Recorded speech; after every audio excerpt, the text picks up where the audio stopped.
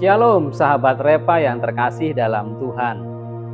Krisis seringkali kita anggap sebagai akhir dari segalanya.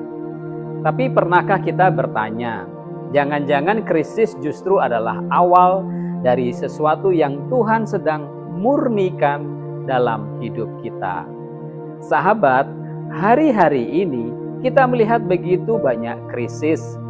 Krisis ekonomi, krisis keluarga, bahkan krisis kepercayaan, juga krisis di dalam gereja. Orang mulai bingung, mana yang benar, mana yang sungguh dari Tuhan. Ada yang berkata, saya kecewa dengan gereja. Ada juga yang diam-diam mulai menjauh dari Tuhan.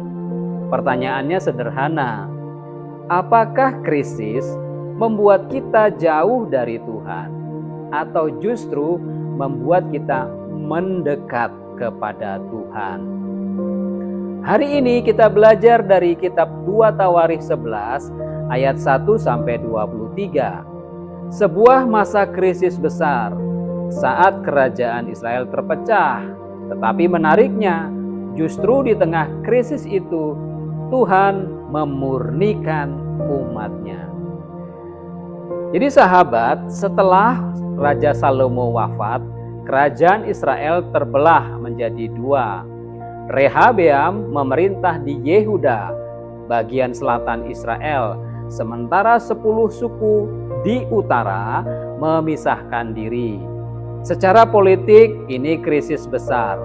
Negara atau kerajaan terpecah, kekuatan mereka menjadi lemah, identitas bangsa tergoncang. Namun teks ini tidak fokus pada politik saja, melainkan pada respon rohani umat Tuhan. Ketika Rehabeam ingin berperang untuk merebut kembali kerajaan, Tuhan berbicara melalui nabi. Demikian firman Tuhan, jangan maju berperang, ini daripadaku. Artinya apa? Dalam krisis Tuhan tetap berdaulat. Lalu terjadi peristiwa penting. Para imam dan orang Lewi meninggalkan wilayah utara dan datang ke Yehuda. Mengapa? Karena ibadah di utara sudah rusak. Dan bukan hanya mereka, orang-orang yang mengarahkan hati untuk mencari Tuhan juga ikut pindah ke selatan. Ini menunjukkan bahwa krisis memisahkan antara yang sekedar ikut-ikutan dipisahkan dengan yang sungguh-sungguh mencari Tuhan. Dan selama 3 tahun, kerajaan Yehuda di bagian selatan menjadi kuat, bukan karena strategi militer, tetapi karena mereka hidup di dalam jalan Tuhan. Sahabat, teks ini memakai ungkapan penting, menguatkan kerajaan Yehuda dan mengarahkan hati untuk mencari Tuhan. Kalimat mengarahkan hati menunjukkan tindakan sadar, bukan emosi sesaat. Ini keputusan hidup. Kemudian ada kata mencari Tuhan. Ini bukan sekedar berdoa, tetapi menggambarkan komitmen total, hidup yang berpusat pada Tuhan. Penulis kitab Tawarikh ingin menunjukkan sesuatu, bahwa kekuatan umat Tuhan tidak terletak pada jumlah atau kekuasaan, tetapi pada orientasi hati mereka kepada Tuhan. Dan menariknya lagi, penulis tidak hanya menyoroti konflik politik secara detail, tetapi lebih menekankan bagaimana umat merespon Tuhan di tengah krisis. Tujuannya jelas. Penulis memberi pesan kepada umat Tuhan juga di kemudian hari, bahwa pemulihan tidak dimulai dari sistem, tetapi dari hati yang kembali kepada Tuhan. Sahabat, dari bagian kitab yang kita baca hari ini, mari kita belajar 3 hal. Yang pertama, krisis menyaring hati. Di tengah krisis, terlihat siapa yang sungguh-sungguh mencari Tuhan. Tidak semua yang ada di dalam komunitas iman mencari Tuhan, tetapi yang sungguh-sungguh milik Tuhan. Krisis menjadi alat Tuhan untuk menyaring.